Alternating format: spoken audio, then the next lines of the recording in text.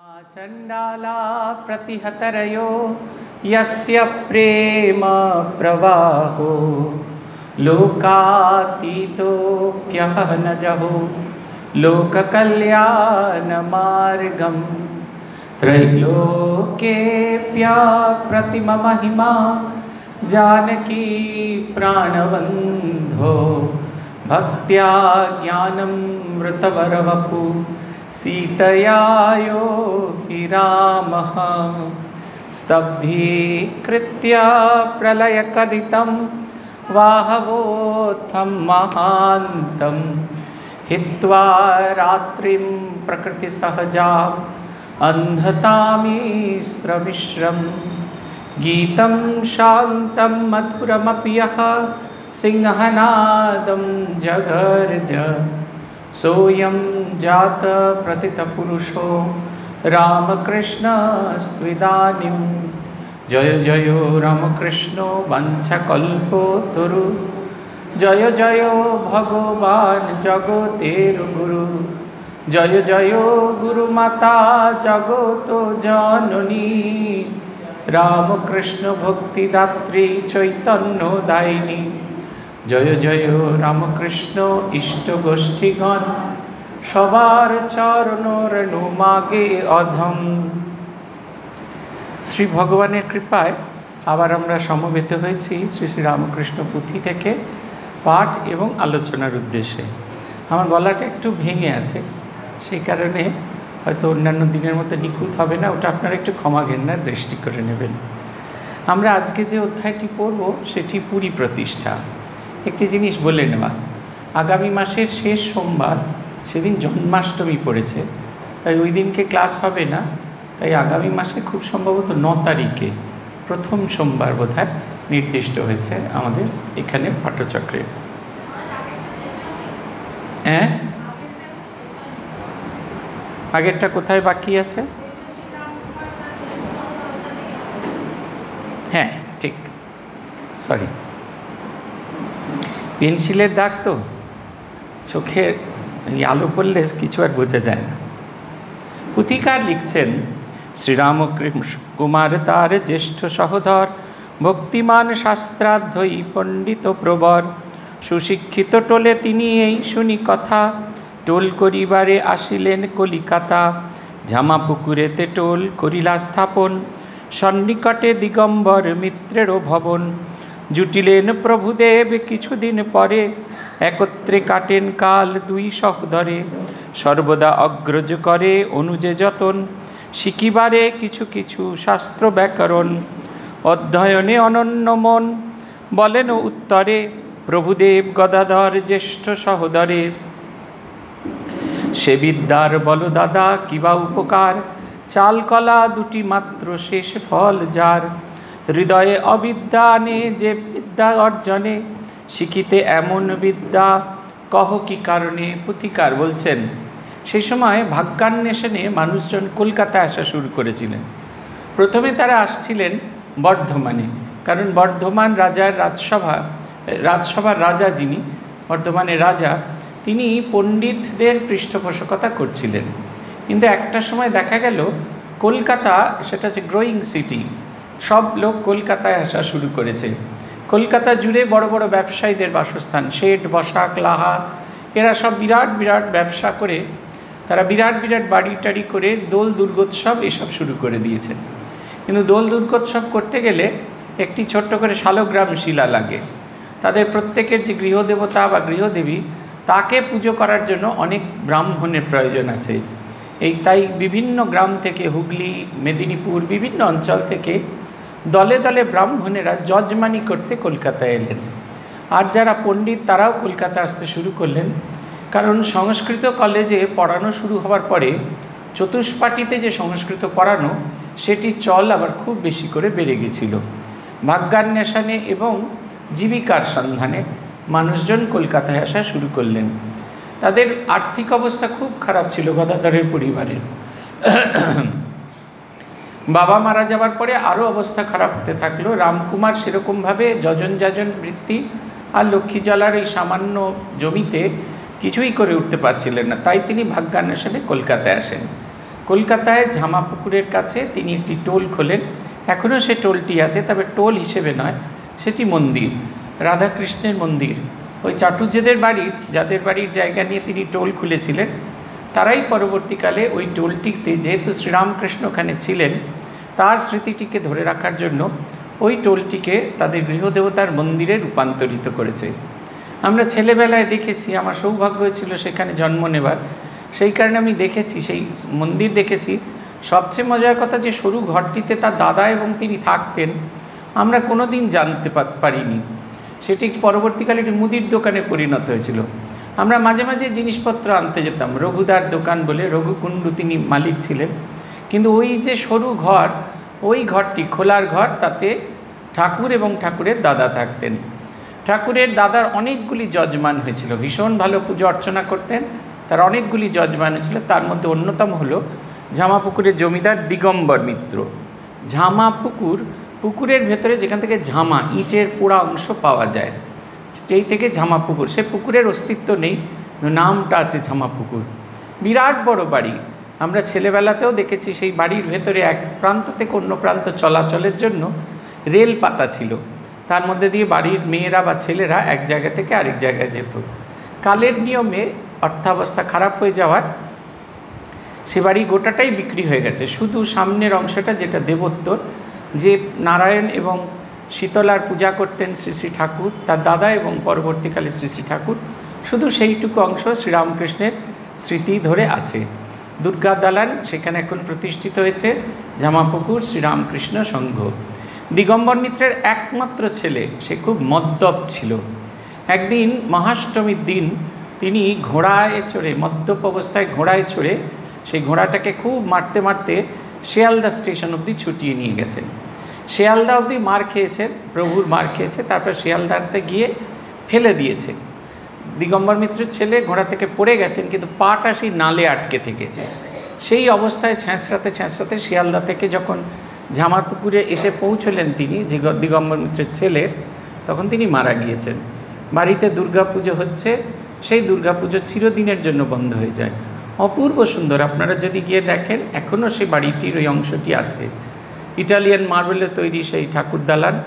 এমনকি মেয়েরা যাতে আসেন পুজোতে, অথচ মেয়েদের যাতে দেখা না যায়, তাই দোতলার সমস্ত জায়গাটায় ওই সিমেন্ট নয়, ওই চুনসুরকির চিক করে দেওয়া আছে।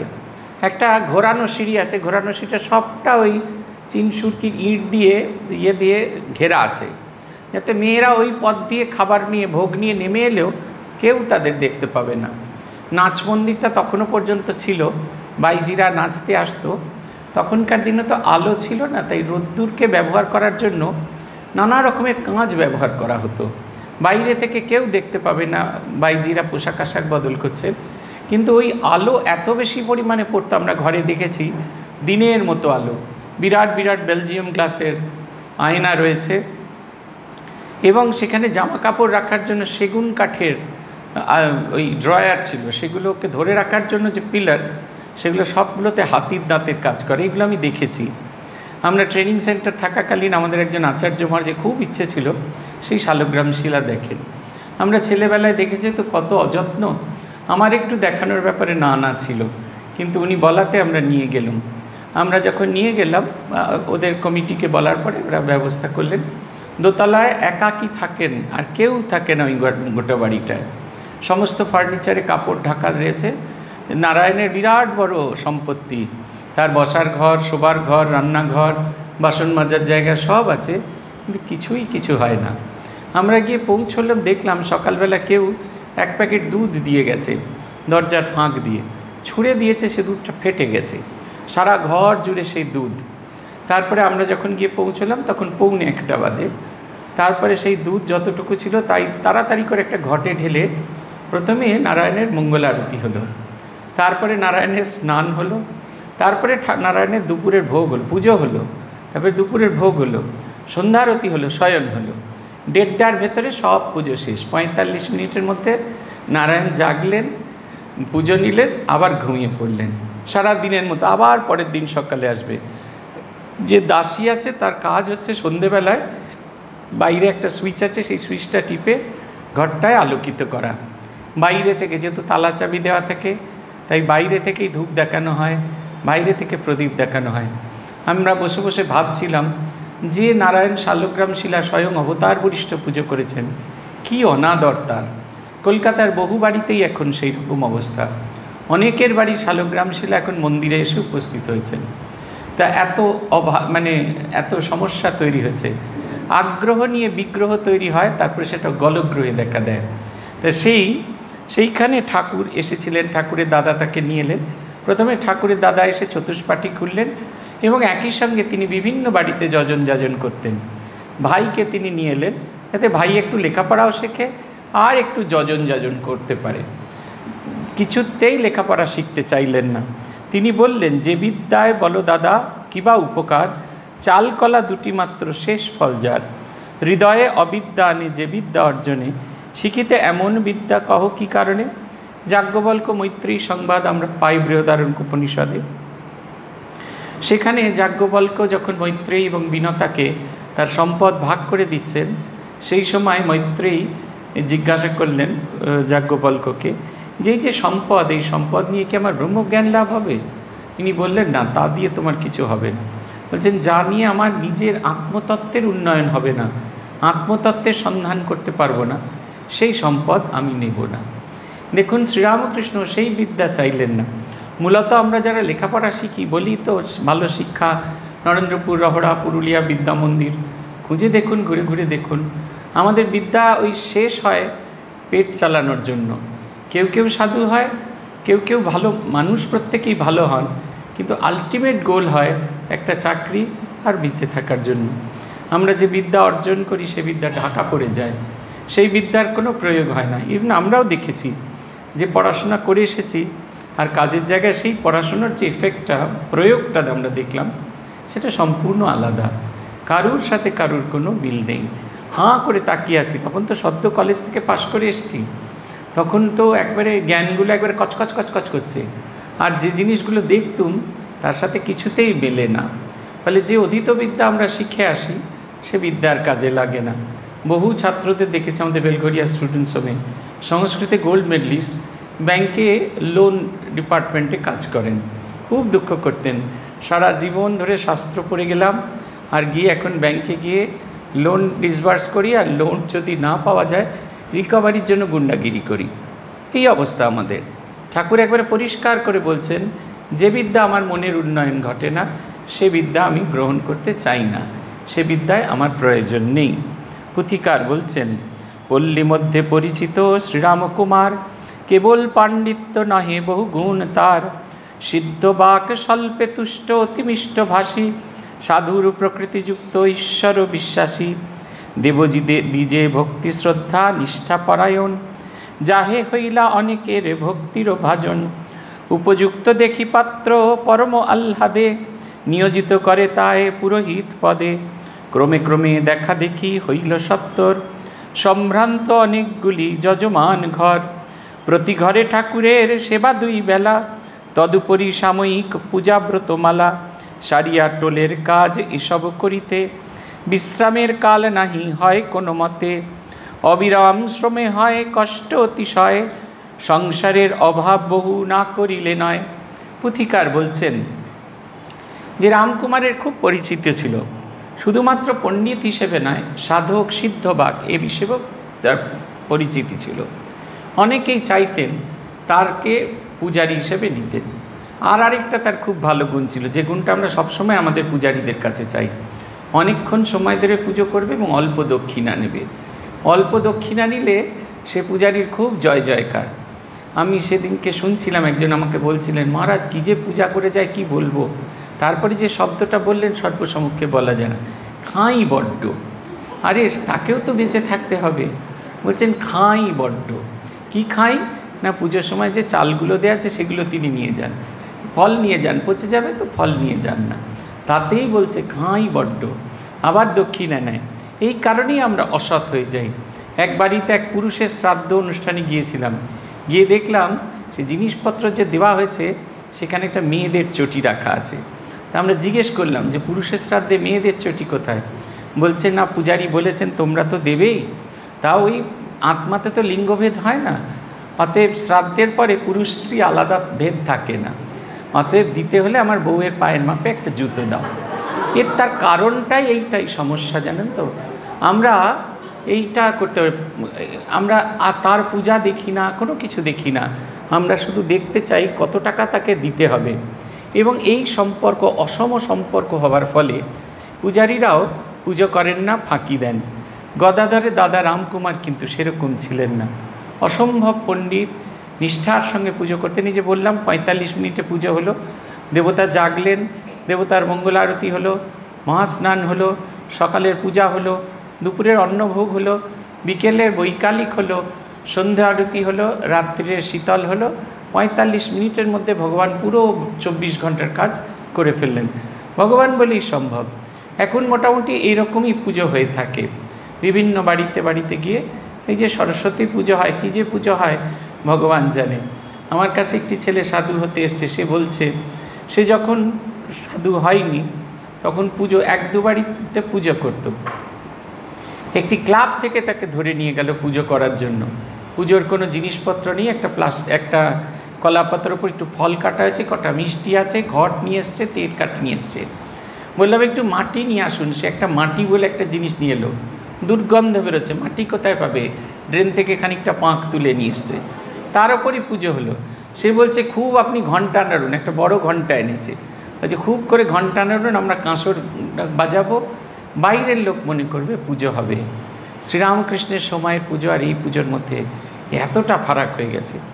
সবাই চাইতো রামকুমার তাদের বাড়িতে পুজো করুন, কিন্তু তার পক্ষে নিত্য সমস্ত কাজকর্ম করে এই পূজা পরিচালনা করাটা বেশ কঠিন হয়ে পড়েছিল। পুথিকার লিখছেন, এহেন সময়ে তথা প্রভুর গমন, উদাসীন বিদ্যাভ্যাসে হইল না মন।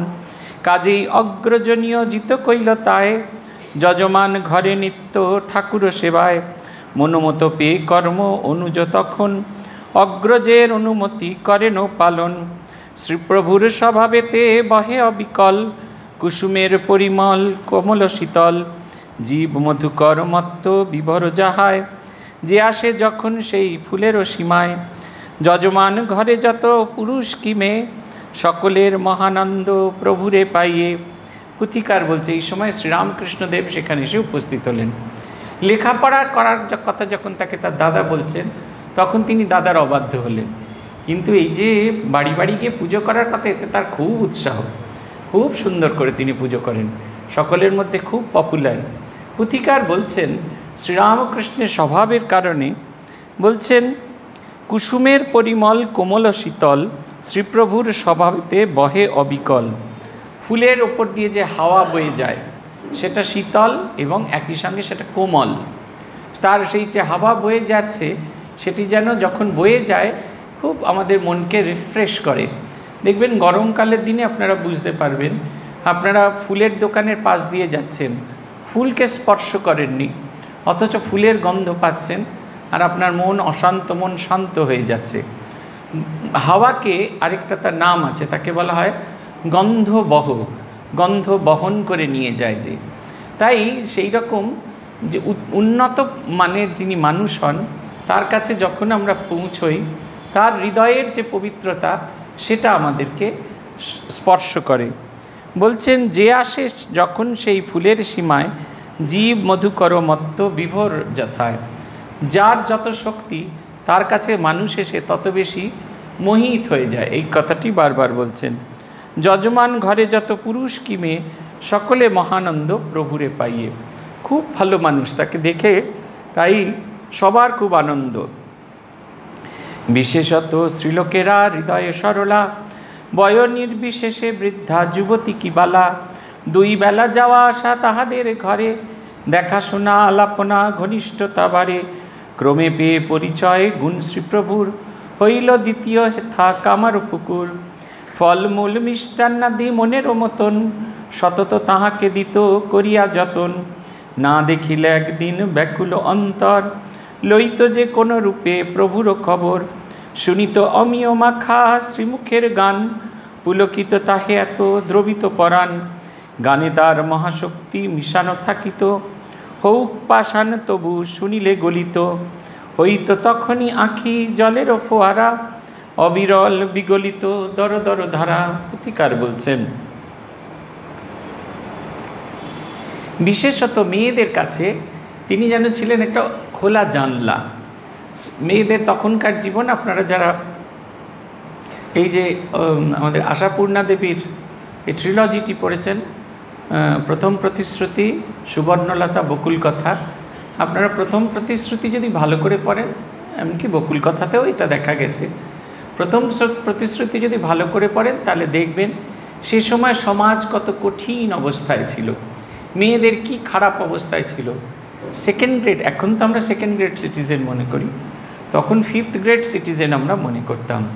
কখনো তাদের কোনো সম্মান নেই, তাদের বাইরের জগতের সঙ্গে কোনো সম্পর্ক নেই। মা ঠাকুরুন দেখুন না, তিনি ভাইদের সঙ্গে, প্রসন্ন মামা এদের সঙ্গে যেতেন, গিয়ে পাঠশালায় পড়াশোনা করে আসতেন। পরে যখন লক্ষ্মী দিদি কামারপুকুর এলেন, লক্ষ্মী দিদি এবং তিনি পড়াশোনা করতেন। হৃদয়রাম কেড়ে নিলেন, বললেন শেষকালে কি এই করে এই সমস্ত বই পড়ে নাটক নোবেল পড়বে আর পরপুরুষের সঙ্গে প্রেম করবে। তারপরে পরবর্তীকালে লক্ষ্মী দিদি ছাড়লেন না, মা বলছেন জিয়ারি মেয়ে কি না, বাড়ির মেয়ে বলে তিনি ছাড়লেন না। পরে আবার 1 পয়সা দিয়ে সেই নিয়ে আসা হলো, বই নিয়ে আসা হলো। সে শেখা হলো কবে না, ঠাকুর যখন চিকিৎসার জন্য শ্যামপুকুর বাটিতে গেলেন, সেই সময় মা একাকী থাকতেন। সেই সময় সেই কাদের বাড়ির মেয়ে স্নান করতে আসতেন, তিনি এসে মাকে পড়াতেন। এ তো আমাদের মা ঠাকুরুনের অবস্থা। তখনকার মেয়েদেরও যতই পয়সা থাকুক না কেন, পৃথিবীটা একদম ঘেরা। রামকুমারকে যে মানুষ ভালোবাসতেন তার সত্য কথার জন্য, তিনি একদিন গঙ্গার পাড়ে এসেছেন স্নান করতে, শুনছেন কোনো এক বাড়ির মহিলা আসবেন স্নান করতে। অবশেষে তিনি এলেন, তাকে দেখা গেল না। একটা বড় পালকি যার সব দিকে ছেদা আছে, সেই পালকিটা সমেত জলের ভেতরে ডুবিয়ে দেওয়া হলো। তারপরে তাকে যখন তুলে নিয়ে আসা হলো, তারপরে ওইতে তাদের স্নান হলো, তাদের আবার ফিরিয়ে নিয়ে যাওয়া হলো। তিনি মন্তব্য করে ফেলেছিলেন যে এত ঘটা করে যাকে স্নান করাতে নিয়ে এসছে, এই কয়েকদিনের মধ্যে তার মৃতদেহ দাহ করাতে নিয়ে আসবে। তখনকার দিনের মানুষদের এই গঙ্গা স্নান এইরকম কঠোর ছিল। বিধবাদের ওপর নিষেধাজ্ঞা সেইভাবে ছিল না বাইরে ঘোরার, কিন্তু জীবনের বিষয়ে খুব নিষেধাজ্ঞা ছিল। তাই শ্রীরামকৃষ্ণ সকলের কাছে যেন একটা খোলা জানলা। তার উন্নত চরিত্র, তার দিব্য স্বভাব, তার সঙ্গীত প্রতিভা, সবেতে মানুষ মুগ্ধ হয়ে যেত। যেমন কামারপুকুরে হতো, তাকে একদিন দেখতে না পেলে জল আনার ছল করে সবাই জল ফেলে দিয়ে বামুন মায়ের সঙ্গে দেখা করতে যাই বলে তারা ওই হালদার পুকুর থেকে জল তুলে নিয়ে বামুন মার সঙ্গে দেখা করার ছলে গদাধরকে দেখে যেত। এখানেও ঠিক তাই, বাড়ির বউরা খোঁজ নিতেন কেন তিনি এলেন না, তার শরীর খারাপ করলো কিনা, এবং ফল মূল মিষ্টি যেখানে যা কিছু ভালো ছিল সব কিছু বেঁধে দিতেন। শ্রীরামকৃষ্ণের মতো এরকম অ্যাপিয়ারেন্স ফি নেওয়া লোক আমি এর আগে কখনো দেখিনি। যে কাজ করবেন তার জন্য ফি লাগবে। তিনি গান গিয়েছেন, ভালো গল্প করেছেন, এমন মোহিত করে দিয়েছেন মানুষকে ফি দিতে বাধ্য করতেন। শ্রীরামকৃষ্ণ এইরকম সকলের হৃদয়ের দেবতা হয়ে উঠেছেন। পুথিকার বলছেন কামারপুকুর, দ্বিতীয় কামারপুকুর, ঝামাপুকুর যেন দ্বিতীয় কামারপুকুরে রূপান্তরিত হলো। পুথিকার বলছেন মহাভাগ্যবান যে বা শুনিয়াছে কানে, আজীবন মাধুরী ঝঙ্কার তুলে প্রাণে, মোহনিয়া শ্রীবদনে গীত এত মিঠে, শুনিলে হৃদয়ে তন্ত্রী নেচে নেচে উঠে, এতে রূপের ছবি বাক্যে না বেরায়, ভুবন মোহিনী মায়া দেখে মুগ্ধ যায়। তদুপরে গীতিস্বরে এতই মাধুরী, শ্রীকণ্ঠে লুকানো যেন মোহন বাঁশরী, সকলেই মুগ্ধচিত সঙ্গীত শ্রবণে, কে বলিবে কি আনন্দ দিব্য দর্শনে, যেবারে একে দেখিয়াছে শুনিয়াছে গান, তার ঘরে আর নাহি থাকে মন প্রাণ, রামকৃষ্ণ লীলা কথা অপরূপ মিঠে, যত ধীরে যাবে তলে তত সুধা উঠে, হৃদয়ে তৃপ্তিকর মধুর ভারতী, ধীরে ধীরে শুনো মন রামকৃষ্ণ পুঁথি। বলছেন মহাভাগ্যবান সে যে শ্রীরামকৃষ্ণের গান শোনবার সুযোগ পেয়েছে। আজীবন মাধুরী ঝঙ্কার তুলে টানে, আজীবন যেন সেই সঙ্গীত যেন ঝঙ্কার তুলে টানে। এই পুঁথিতেই এক জায়গায় বলা আছে যে তার গান শুনেছে, যে তার নাচ দেখেছে, তার শরীর চলে গেলেও এই সুখস্মৃতি পরজন্ম অবধি ক্যারি করে সে নিয়ে যেতে পারবে। অপূর্ব সুন্দর গান। বলছেন 3 ধরনের সুরের মিশ্রণ, বাঁশির সেরা সুর, বেনু তারপরে যে বাজনা তার যন্ত্রের সেরা স্বর আর কোকিলের সেরা সুর, এই 3টিকে এক জায়গায় নিয়ে এসে যদি মন্থন করা হয় তার মধ্যে থেকে যে মিষ্ট স্বরটি বেরোবে শ্রীরামকৃষ্ণের স্বর তার চেয়েও মধুর। যে তার গান শুনেছে সে একেবারে মোহিত হয়ে গেছে। পুথিকার বলছেন তদুপরে গীতিস্বরে এতই মাধুরী, শ্রীকণ্ঠে লুকানো যেন মোহন বাঁশুরি, সকলেই মুগ্ধচিত সঙ্গীত শ্রবণে, কে বলিবে কি আনন্দ দিব্য দর্শনে, যেবারে দেখিয়াছে শুনিয়াছে গান, তার ঘরে আর নাহি থাকে মন প্রাণ। বলছে গলার ভেতরে যেন একটা লুকোনো বাঁশুরি ছিল। অনেকে বলতো লতা মঙ্গেশকরের গলায় এরকম লুকোনো বাঁশুরি আছে, লতা ওই রকম লুকোনো বাঁশুরি ছিল বলছে। তারপরেও যেটা তিনি যখন গাইতেন এমন দিব্যভাবে গাইতেন, সেই দিব্যভাবে ভেতরে যে আনন্দ হচ্ছে সেই আনন্দের প্রকাশ তার চোখে মুখে হতো। তাই শুধুমাত্র গান নয়, তার দিব্য রূপ দর্শন করে মানুষ মোহিত হতো। যে তার দিব্য রূপ এবং দিব্য গান শ্রবণ করেছে, দিব্যরূপ দর্শন করেছেন, দিব্য গান শ্রবণ করেছে, এই সংসারের বন্ধন তাকে আর কখনো বাঁধতে পারে না। ভাগ্যিস আমরা শুনিনি সবাই, তাহলে দেখবেন আমাদের আর কোথাও জায়গা দেওয়ার জায়গা থাকতো না। এখনই আপনাদের বসতে দেওয়ার জায়গা থাকতো না, তখন মংস কোয়ার্টারে থাকতে দেওয়ার জায়গা থাকতো না। ভাগ্যিস আমরা শুনিনি সেই গান, সেই দিব্য সঙ্গীত শোনার আমাদের সুযোগ হয়নি।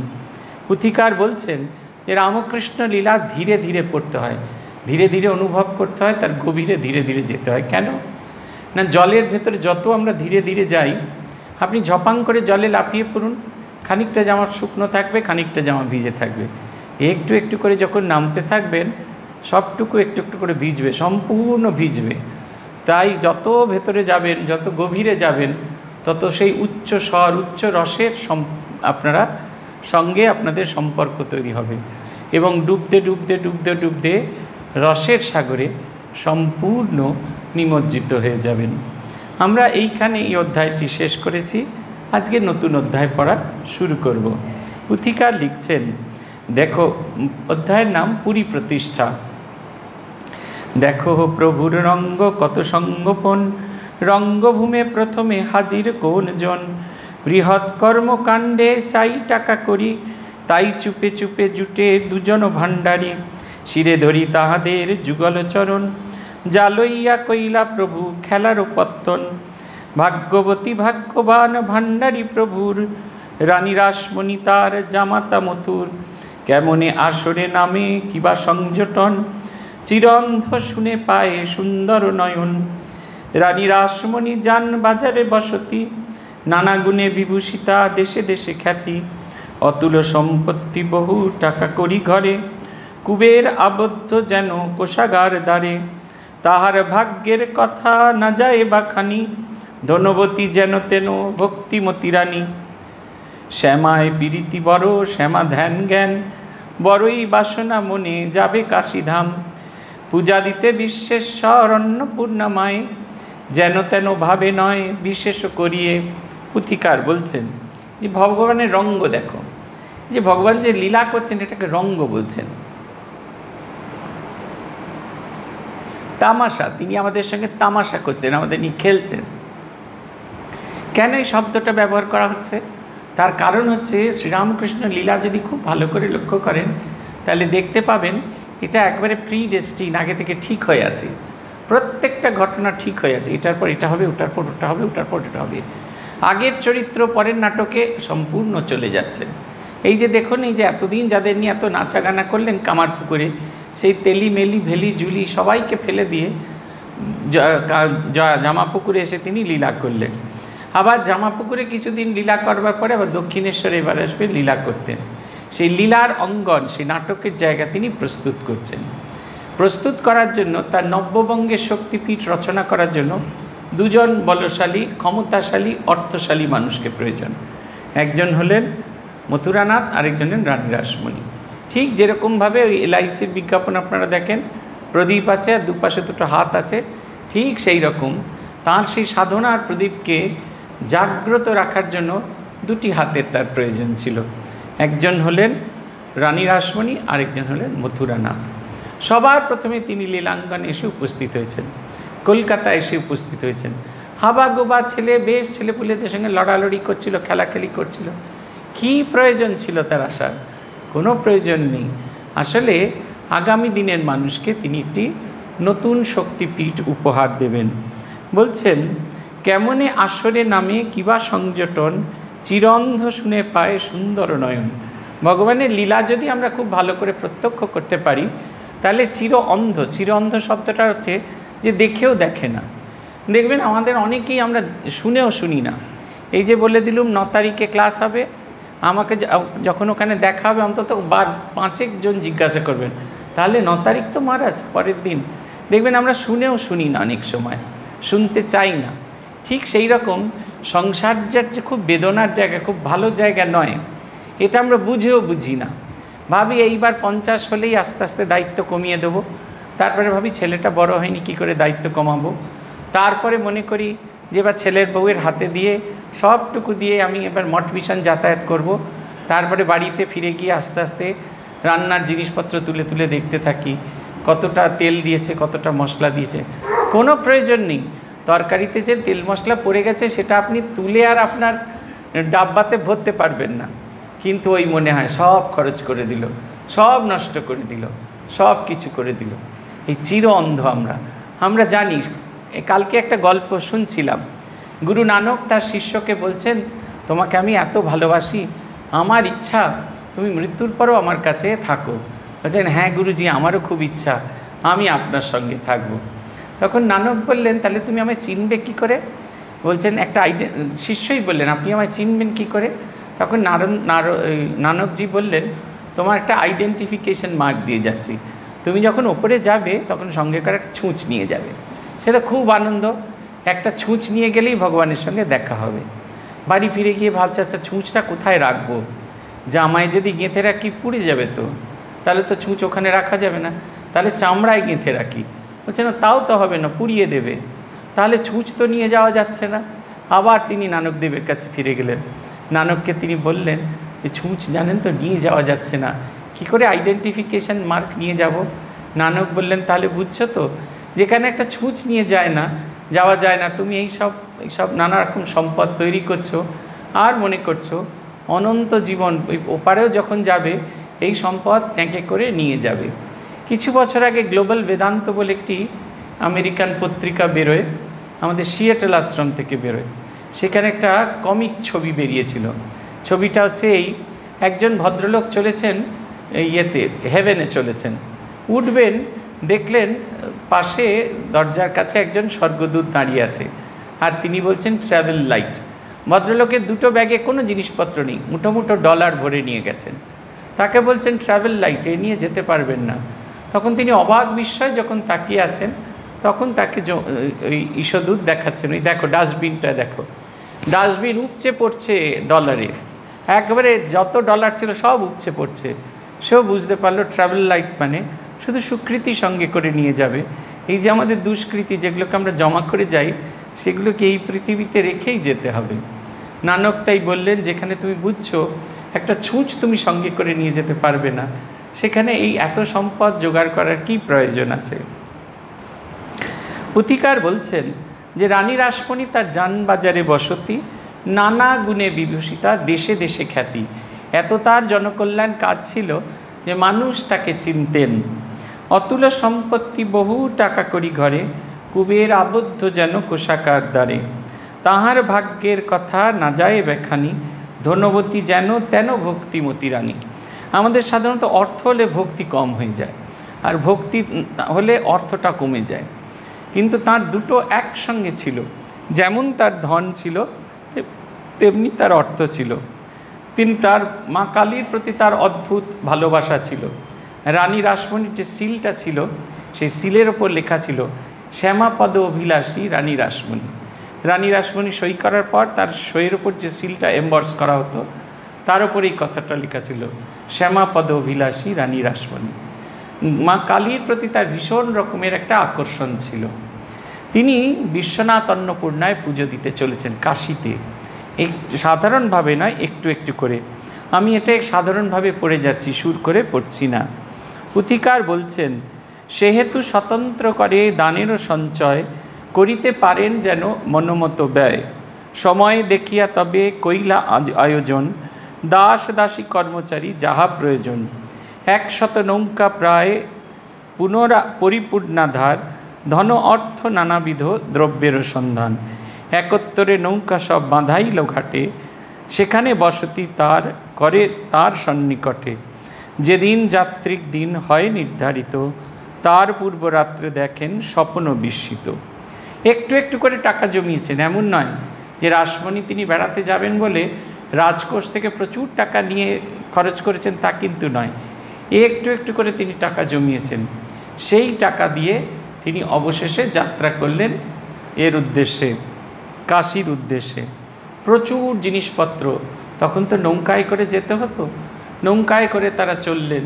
প্রচুর জিনিসপত্র রয়েছে, সেই সব নিয়ে তারা চললেন। পৃথক পৃথক বজরা, রানী রাসমণি আছেন, তার জামাই আছেন, তারা আলাদা বজরা, থাকার জন্য আলাদা বজরা, রান্নাবান্না করার জন্য আলাদা বজরা, দাসীদের জন্য আলাদা বজরা, দাসেদের জন্য আলাদা বজরা, সেপাই শান্তি সবার বজরা। এখন যেরকম কনভয় করে গাড়ি যায়, নেতামন্ত্রীরা যায় দেখেছেন, 10টা-12টা গাড়ি পরপর চলেছে, ওই রকম 8-10টা বজরা এগিয়ে চলেছে কাশীর উদ্দেশ্যে। ঘাটে লাগানো হয়েছিল এইখানে, এই বাবুঘাটের কাছে, সেখান থেকে তারা উঠলেন। দুটো মতান্তর আছে। রানীর যে দর্শন হলো, একটা যেদিন যাত্রা করবেন সেদিন একটা, আর 2 হচ্ছে এই দক্ষিণেশ্বর অতিক্রম করে যাওয়ার পর গঙ্গার মাঝখানে তার হয়েছিল। কোনটা সঠিক কেউ বলতে পারে না, কিন্তু এই দুটি মত আছে। যদিও টিভি সিরিয়ালে দেখেছি গঙ্গার ওপর খুব ঝড় জল বৃষ্টি তুফান নানা রকম ড্রামা টামা করে দেখানো হয়েছে। দেবদেবী এরকম ড্রামা করে আসেন না, এরকম ডান্সবাজি করেন না। আমরা ডান্স, বাংলা ডান্স দেখে সবসময় নাচতেই থাকি, ওরকমটি নয়। দেবদেবীকেও নাচাই, ওরকম ঠিক নয়। বলছেন যখন সব এক জায়গায় হলো, তখন তাকে ইষ্টদেবী কালী তাকে স্বপ্ন দিলেন। খুব ভালো করে শুনুন কি বলেছিলেন মা কালী।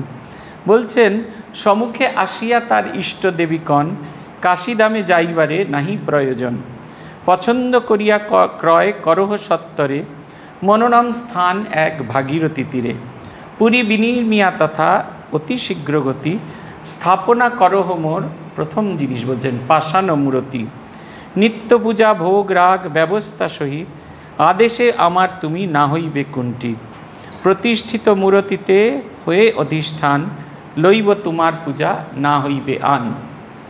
বলছেন তিনি দর্শন করলেন, মা বললেন কাশী যাওয়ার দরকার নেই, তুমি এই গঙ্গার তীরেই এই আমার মন্দির তৈরি করে করো। দেখুন 3টি আদেশ আছে। বলছেন মনোমত স্থান এক ভাগীরথী তীরে, পুরী বিনির্মিয়া তথা অতি শীঘ্র গতি। প্রথমে মন্দির প্রতিষ্ঠা করতে হবে। 2 হচ্ছেন স্থাপনা করহ মোর পাষাণ মূরতি, সেখানে আমার পাথরের মূর্তি নির্মাণ করে তা স্থাপন করো। 3 নম্বর হচ্ছে নিত্য পূজা ভোগ রাগ ব্যবস্থা সহিত। এই যে ভোগ রাগ নিয়ে এত ঝামেলা, এত মারামারি, এই নিত্য পূজা ভোগ রাগ হওয়ার কথা নয়, দেবী স্থাপিত হবেন। আমরা যে বলি না, দক্ষিণেশ্বরের অবশ্যই শ্রীরামকৃষ্ণের তপস্যায় জাগ্রত হয়ে গেছিলেন, কিন্তু মা নিজে কথা দিয়েছিলেন আমি তোমার ওখানে থাকবো। 3টি শর্ত। এক হচ্ছে মন্দির তৈরি করতে হবে। খুলছেন কেন?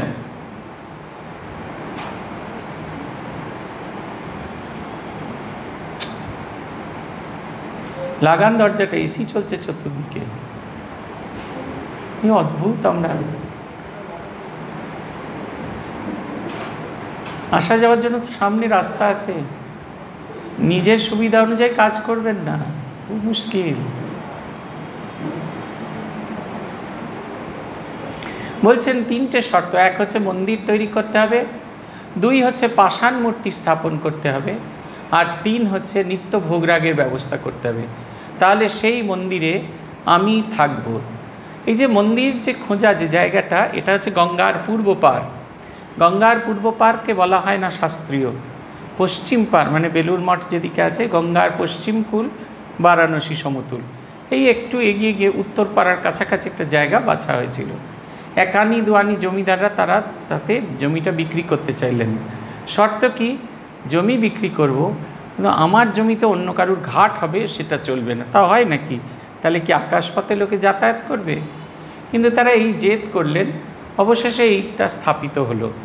নব্যবঙ্গের শক্তিপীঠ, আপনারা যদি কখনো সুযোগ হয় এই বিবেকানন্দ ব্রিজের মাঝামাঝি জায়গায় অথবা যেখানে মাঝামাঝি জায়গাতে নেমে একটুখানি দেখবেন কুর্মপৃষ্ঠাকৃতি, ওপর থেকে দেখলে বোঝা যায় ওভাল শেপের জায়গাটা।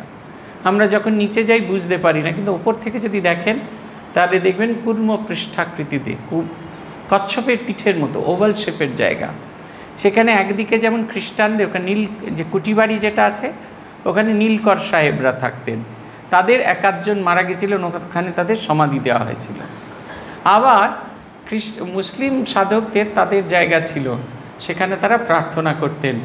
আর ওখানে ওই গঙ্গার তীর বলে ওখানে মরদেহ দাহ করা হতো। সব দিক দিয়ে এটা তন্ত্র সাধনার একটা উপযুক্ত পীঠ।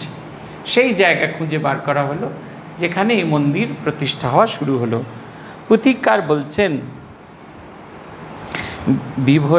বিভোরা বিস্ময়ানন্দে অন্তর বিহ্বল, বিভোরা বিশ্বানন্দে অন্তর বিহ্বল, জাগিয়া নয়নে ঢালে অবিরল জল, ত্বরান্বিত ডাকি তবে কর্মচারীগণে, আজ্ঞা দিল উপযুক্ত স্থানে নির্বাচনে। এখানে সেখানে দেখি কইল নির্ধারিতে, যেখানে হইল পুরী নির্মিত, যেখানে হইল পরে পুরী বিনির্মিত, শহরের 3 ক্রোশ উত্তর অঞ্চলে, শিয়রেতে সুরধুনি হেসে হেসে খেলে, শ্যামালয় নির্বাচনে বিনির্মাণে বহু অর্থ ব্যয়, যত লাগে দেয় রানী কাতর না হয়, যদি তো জাতিতে তেহ মাহিষ্য রমণী, উদার প্রকৃতি তার রাজে রানী তিনি। সুন্দর মন্দির 2টি পুরীর ভিতরে, এক রাধা শ্যাম অন্য শ্যামামার তরে, আর 12 শিবলিঙ্গ পশ্চিমে স্থাপন, চাঁদিনীর দক্ষিণে তার অতি সুশোভন, কত ঘর বাড়ি যথাযোগ্য স্থানে, 2 নহবতখানা উত্তর দক্ষিণে, গঙ্গা গর্ভে বাঁধা ঘাট পুকুর বাগান, যেই মতো সাজে পুরী সে মতে সাজান, খাজাঞ্চি দেওয়ান মসি বৃত্তি ভৃত্য কত, বদ্ধদ্বারে দারোবান অসি নিষ্কাশিত। পুথিকার বলছেন, রানী রাসমণি সঙ্গে সঙ্গে আদেশ করলেন মন্দির নির্মাণ করার জন্য, এবং মন্দির নির্মাণ করা শুরু হয়ে গেল। মন্দিরের জন্য যত অর্থ ব্যয় হয় রানী রাসমণি সেই অর্থ দিতে থাকলেন। যদিও তিনি জাতিতে মাহিষ্য, কিন্তু দেবসেবায় তার এতটুকু কার্পণ্য ছিল না। তিনি উজাড় করে ভগবানের সেবায় নিজেকে নিয়োজিত করেছিলেন।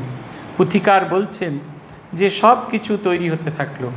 শাস্ত্রের লীলা প্রসঙ্গে আছে, রানী রাসমণি যতদিন এই মূর্তি তৈরি হয়েছিল, মন্দির তৈরি হচ্ছিল, ততদিন পর্যন্ত মেঝেতে কম্বলে শয়ন করতেন, সারাদিন জপ ধ্যান করতেন এবং দিনান্তে একবার হবিষ্যান্ন ভোজন করতেন। শুধুমাত্র দেবীর প্রাণ এমনি এমনি প্রতিষ্ঠা হয়নি, তার পেছনে তীব্র তপস্যা ছিল। রানী রাসমণির তীব্র তপস্যাও ছিল, সেটাও সেই সঙ্গে ছিল। এবং অপূর্ব সুন্দর মন্দির। আপনারা যদি ভালো করে মন্দিরটি দেখেন, 2টি প্রধান মন্দির, মা কালীর মন্দির আর আমাদের রাধাকান্ত দেবের মন্দির। মায়ের মূর্তিটি বিশেষভাবে তৈরি, 7 বছরের মেয়ে যত বড় হয় ঠিক তত বড় মেয়ের তৈরি। রানী রাসমণি তখনকার দিনে লেখাপড়া তো বিশেষ শেখেননি, কিন্তু কত প্রগতিশীল ভাবনা চিন্তা। 7 বছরের মেয়ে রজস্বলা হয় না, তাই দক্ষিণেশ্বরের মন্দিরে কোনো দিন অম্বুবাচী পালন করা হয় না। আমাদের বিধবা মায়েরা যারা অম্বুবাচীর সময় খাওয়া দাওয়া করতে পারেন না, তারা গিয়ে দক্ষিণেশ্বর মন্দিরে প্রসাদ পেতে পারেন। এখন 4 জায়গায় ব্যবস্থা হয়েছে। পুরীতে অবশ্যই আছে আনন্দবাজার, 3য় হচ্ছে মায়ের বাড়ি, আর 4 হচ্ছে জয়রামবাটি শ্রী শ্রী মাতৃধাম। এই 4 জায়গায় এই ব্যবস্থাটি প্রচলিত আছে। 7 বছরের কন্যা শিবের ওপর দাঁড়িয়ে আছেন। আপনারা দেখবেন মাকে খুব হালকা বেনারসি পরানো হয়, কারণ অত ছোট মেয়ে তো, সে ভারী বেনারসি পরতে পারবে না। আবার তার লাজ লজ্জাও ঠিক রাখার জন্য দেখবেন পা দিয়ে মুড়ে মুড়ে মুড়ে পরানো হয়। পায়ের আপনি গোছটাও দেখতে পাবেন না, শুধু পাটুকু দেখা যায়। রাজস্থানী বা মারাঠি মেয়েরা যেরকম ভাঁজ করে করে পরে ওরকম। আর ছোটো মেয়ে ওই বড় আঁচল ক্যারি করতে পারবে না, তাই দেখবেন ময়ূরের পালকের মতো পেছন দিকে আটকানো, কত রকম ভাবনা চিন্তা করা আছে। সুন্দর খাট, এখন তো খাটটার দেখা যায় না, আমরা এই ধাড়িবেলায় মঠ থেকেও গিয়ে দেখেছি খাটটা তখন ওই ঘরে ছিলেন, ছোট্ট সুন্দর একবারে খুব সুন্দর খাট, খাট বিছানা সব কিছু আছে। মা কালীর মূর্তি প্রতিষ্ঠা আছে 108 রৌপ্য পদ্ম দলের উপর। আর ওপাশে ওই রাধাকান্ত দেবের মন্দিরে রাধাকান্ত এবং কষ্ঠীপাত্রে রাধাকান্ত এবং অষ্টধাতুর শ্রীমতী রাধিকা আছেন। রাধাকান্ত দেবকে প্রতিষ্ঠা বছরেই এক জায়গা থেকে আরেক জায়গায় সরিয়ে নিয়ে যাওয়ার সময় পড়ে গিয়ে পা ভেঙেছিল, ঠাকুর সারিয়ে দিয়েছিলেন সেই মূর্তি। পরবর্তী কালে ত্রৈলোক্যের সময় আবার খুলে যাওয়ায় মূর্তিটি প্রতিস্থাপিত হয়, বাঁদিকের ঘরে সেই মূর্তিটি থাকে এবং নতুন রাধাকান্ত দেবের মন্দিরে পুজো হয়। আর এ পাশের ঘরটা আগে উন্মুক্ত ছিল না, ইদানিং উন্মুক্ত। সেখানে যে শালগ্রাম শিলাটি আছে এটি রানরাসমুন জানবাজার বাড়িতে ছিলেন রঘুনাথজি, এক সন্ন্যাসী এসেছিলেন, তিনি এসে রানী রাসমণিকে রঘুনাথজি শিলা দিয়েছিলেন। আমি খুব কাছ থেকে গিয়ে দেখেছি, সেই আছে আপনার তীর ধনুক ওই রঘুনাথজি শিলার ওপর অঙ্কিত আছে। আরও একটা মূর্তি আছে, এটা পারলে ভালো করে দেখবেন, সেটা হচ্ছে শিব ঠাকুর পেছনে বসে আছেন, তার দুটি হাত হৃদয়ের মধ্যে করা, অর্ধনিমিলিত চক্ষে তিনি যেন জগৎ হারিয়ে গেছে এরকম অবস্থায় দেখছেন। এটা আগে সাধন কুটিরে ছিল, আমরা যখন ছোট ছিলাম তখন দেখেছি সাধন কুটিরে অত্যন্ত অনাদরে পড়েছিল এই মূর্তিটি। এই যে মূর্তিটি, এটা হচ্ছে সাকার সাধনের মুদ্রা। আমাদের যখন মন্ত্র দীক্ষা হয় পূজ্যপাদ ভূতেশানজি এগুলো দেখিয়েছিলেন আমাদের, সাকার সাধনের মুদ্রা, নিরাকার সাধনের মুদ্রা কি হয়। এই মূর্তিটি সেই রকম একটি মুদ্রা দেখাচ্ছে। এখন এটা এখানে নিয়ে আসা হয়েছে, খুব পরিষ্কার করা হয়েছে। আর 12টি শিবলিঙ্গ আছে। 12টি শিবলিঙ্গর মধ্যে শেষ যে শিবলিঙ্গ ঠাকুরের ঘরের ঠিক পাশে, সেইটার নাম হচ্ছে নির্জরেশ্বর। ঠাকুরের ওখানে দিব্য দর্শন হয়েছিল। সেই যিনি পুজো করতে গিয়ে প্রার্থনা করছিলেন, অসিতগিরি সমম স্যাৎ কজ্জলম সিন্ধু পাত্রে সুরতরুবর শাখা লেখনী পত্র মুর্বি লিখতি यदि গৃহীত্বা শারদা সর্বকালম তদপি তব গুণানাম ঈশপারম ন याति। শিবমহিম্ন স্তোত্রের এই অংশটা, অসিতগিরি সমম স্যাৎ, এই যে যত পাহাড় দেখছি এগুলো যদি কালির বড়ি হয়, অসিতগিরি সমম স্যাৎ কজ্জলম সিন্ধু পাত্রে, আমরা যেমন বড়ি থেকে কালি বানানোর জন্য একটা দোয়াত লাগে, সমুদ্র যদি দোয়াত হয়, অসিতগিরি সমম স্যাৎ কজ্জলম সিন্ধু পাত্রে সুরতরুবর শাখা লেখনী পত্র মুর্বি, লেখার কলমটা যদি কল্পতরু বৃক্ষের ডাল হয়, আর এই পৃথিবী যদি লেখার জন্য কাগজ হয়, লিখতি यदि গৃহীত্বা শারদা সর্বকালম, স্বয়ং মা সরস্বতী যদি সারাদিন ধরে তার ওপর লিখে যান, তবু হে ভগবান তোমার গুণের কথা বলে আমার শেষ করতে পারবো না। ঠাকুর কেঁদে উঠেছিলেন এবং বলেছিলেন, মহাদেব গো তোমার গুণের কথা আমি কি বলবো। ওইটি আরেকটি বিগ্রহ আছে, সেটি দর্শনীয়। এছাড়া ওই চাঁদনি ঘাট আছে বিখ্যাত, ওইখানে দাঁড়িয়ে দেখবেন, কল্পনা করার চেষ্টা করবেন, ঠাকুর দর্শন করছেন, মা ঝমঝম করে, মন্দিরের ভেতর সিঁড়ি আছে জানেন তো, দোতলায় ওঠার জন্য উঁচু উঁচু, পুরনো দিনে আপনাদের যাদের বাড়ি আছে জানেন উঁচু উঁচু সিঁড়ি, সে উঁচু উঁচু সিঁড়ি আছে। ঠাকুর দেখছেন মা ঝমঝম করে ওপরে উঠেছেন, তারপরে ওপরে দাঁড়িয়ে গঙ্গা দর্শন করছেন, তার চুল উড়ছে, তারপরে তিনি পা দিয়ে ওই পাশের যে নাট মন্দির তাতে যাচ্ছেন। ইনি চিৎকার করে বলছেন, মা পড়ে যাবি গো পড়ে যাবি, বলে গভীর ভাব সমাধিতে মগ্ন। ওই চাঁদনির ওই ঘাট, চাঁদনির ঘাটের অনেক বৈশিষ্ট্য। ওই ঘাটে এক পূর্ণিমার রাত্রে কেশবচন্দ্র সেনকে ঠাকুর ব্রহ্ম উপাসনা সম্পর্কে বলতে বলেছিলেন। আর ওই চাঁদনির ঘাটে প্রথম তোতাপুরী নামেন ভৈরবী ব্রাহ্মণী নেমেছিলেন। তোতাপুরী সম্পূর্ণ নগ্ন তিনি এসছিলেন, তার এমন একটা তপতেজ, তিনি জগতে কাউকে তার দেখে লজ্জা করছিল না, এমনকি ঘাটে যারা স্নান করছিলেন তাদেরও তোতাপুরীকে দেখে লজ্জা হচ্ছিল না। এক অদ্ভুত নানা ঘটনার সমাহার ওখানে, ওই সেই চাঁদনির ঘাট। দুপাশে, মন্দিরের দুপাশে দুটো নহবত আছে। একটা নহবত দেখা যায় না, কারণ বিবেকানন্দ সেতুর জন্য সেতুর তলায় চলে গেছে। ওই নহবতখানাটা এখনও ঠিক অ্যাক্টিভ আছে এখনও পুজো পার্বণের দিনে ওখান থেকে সানাই বাজে। আর দ্বিতীয় নহবতখানা, একতলার ঘরে শ্রীমা সারদা দেবী থাকতেন, দোতলার ঘরে ঠাকুরের মা চন্দ্রামণি দেবী থাকতেন। চন্দ্রামণির শরীর চলে যাওয়ার পরে যে সময় শ্রীমা সারদা দেবী থাকতেন না, তখন ওই দোতলার ঘরে মাস্টারমশাই থেকে তপস্যা করেছেন। অনেকগুলি পুকুর আছে, তার মধ্যে অন্যতম বাসন মাজার পুকুর। এখন যে মন্দিরে ঢোকবার সময় যে পথ দিয়ে ঢোকানো হয়, দেখবেন বাঁদিকে একটা বড় পুকুর আছে, ওইটা হচ্ছে ওখান থেকে জল, পুজোর বাসন আদি এইসব করার জন্য। শৌচাদি করার জন্য ঝাউবনের পেছনে, ঝাউবন তো এখন প্রায় নেই, ঝাউবনের পেছনে হাঁস পুকুর আছে। আর ওই ঝাউতলা হচ্ছে শৌচাদির স্থান, সেইখানে কুকর্ম করতে হবে সেইটি। আর এই সবটুকু জুড়ে বেলতলা আছে, যদি পারেন বেলতলা দেখবেন। বেলতলায় ঠাকুর তন্ত্রমতে সাধনা করেছিলেন। পঞ্চবটী যে পঞ্চবট, মূল পঞ্চবট তো নষ্ট হয়ে গেছে, বেলুর মঠে একটা পঞ্চবট আছে, ওইখান থেকে নিয়ে বিরজানন্দজি মহারাজ নিয়ে এসেছিলেন। এখনও আমাদের বেলুর মঠে ট্রেনিং সেন্টার, পুরনো ট্রেনিং সেন্টারের সামনে সেই পঞ্চবটিটা আছে। আপনারা বাইরের লোকেরা দেখতে পান না, কিন্তু পঞ্চবটিটা আছে। ওই পঞ্চবটির তলায় আমাদের ব্রহ্মচর্য দীক্ষার পরে আমরা যে দুপুরের হবিষ্যান্ন খাই, ওখানে খাই। আমাদের শ্রাদ্ধ হয়, আমাদের যে আত্মশ্রাদ্ধ হয় পঞ্চবটির তলায় হয়। আর সন্ন্যাসের পর এই 3 দিন আমরা ওই পঞ্চবটির তলায় বসে, খোলা গাছের তলায়, খোলা আকাশের নিচে বসে আমরা প্রসাদ গ্রহণ করি। ওই পঞ্চবটি আছে, ওর একটা স্যাপলিং নিয়ে, এটা আপনারা দেখতে পারেন দক্ষিণেশ্বরে, এই আমাদের জগদ্দানে আছে। জগদ্দানে ঢুকেই ডান দিকে দেখবেন ওই পঞ্চবটি পূজ্যপাদ গহনানন্দজি মহারাজ ওখানে প্রতীত করেছিলেন। এই হচ্ছে দক্ষিণেশ্বর। দক্ষিণেশ্বর দেখার মতো জিনিস, অপূর্ব সুন্দর। আমাদের মনে আছে আমরা যখন সাধু হতে এসে প্রথম দক্ষিণেশ্বর দর্শন করতে যাই, এই সমস্ত পথটা আমরা পায়ে হেঁটে গেছিলাম। মন্দিরে মঙ্গলারতি হয়ে যাওয়ার পরে পায়ে হেঁটে গেছিলাম। যখন ওই ব্রিজের মাঝামাঝি, তখন আমাদের বিমলাত্মাজি দেখালেন ওই মন্দিরে সেই ওভাল শেপ। তারপরে উনি নিয়ে গেলেন আমাদের মন্দিরে। মা মঙ্গল আরতি, বাচ্চা মেয়ে তো সকাল সকাল ঘুম থেকে উঠে কোনো রকমের মঙ্গল আরতি সেরেই মা আবার ঘুমিয়ে পড়েন, আবার 6টার সময় মা ঘুম থেকে ওঠেন। তাই আমরা গিয়ে দেখলাম মায়ের সামনে শাটার ফেলা, আগে চুরি হয়ে গেছিলো বলে দরজার সামনে শাটার লাগানো ছিল, সেই শাটার ফেলা। মা ভেতরে ভোঁস করে ঘুমোচ্ছেন, আমরা নাট মন্দিরে বসে জপ করছিলাম।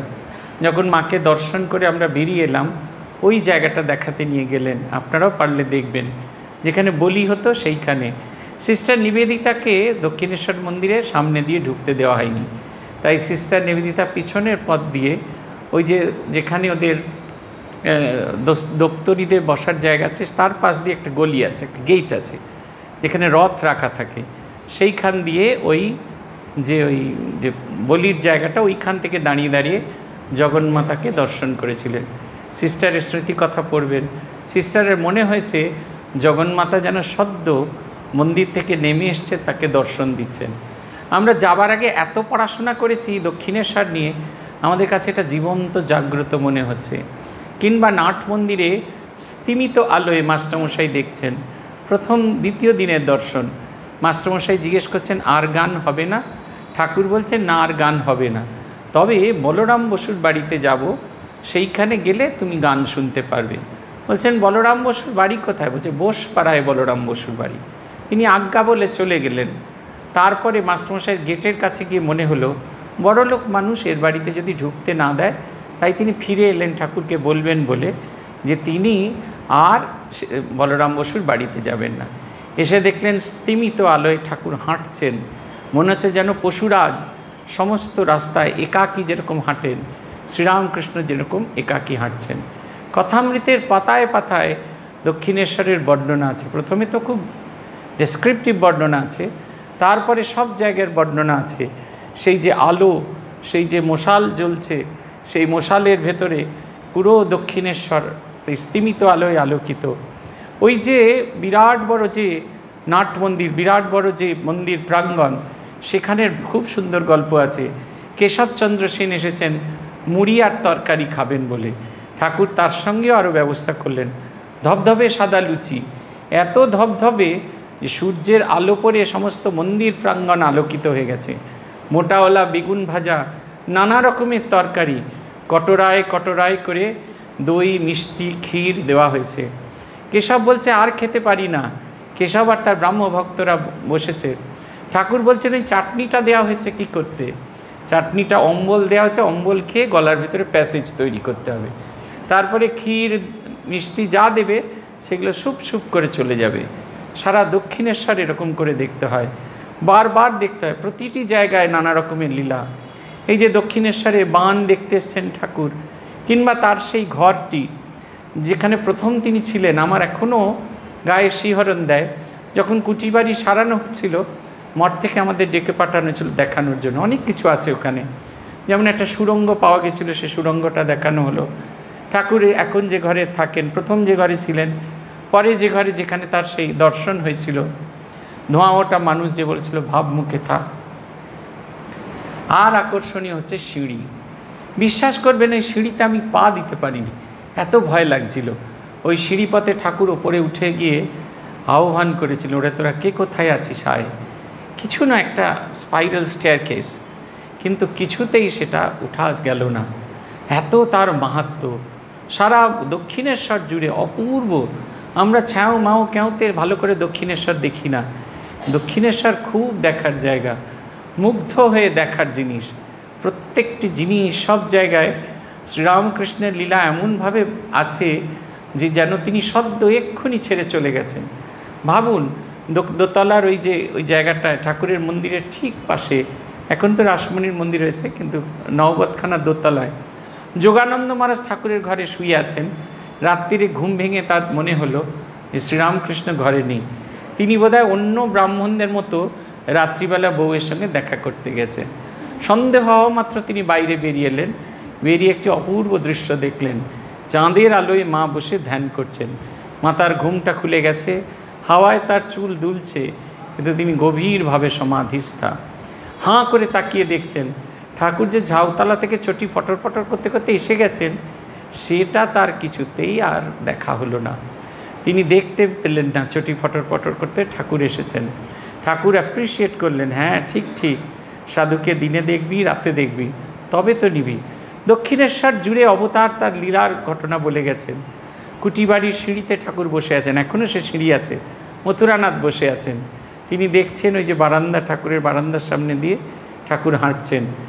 একদিকে যাচ্ছেন যখন তখন শিবমূর্তি, আরেক দিকে যাচ্ছে যখন শ্যামা মূর্তি। মথুরানাথের কুষ্টিতে ছিল তার ইষ্ট দেবী তার সঙ্গে সঙ্গে সব সময় থাকবে।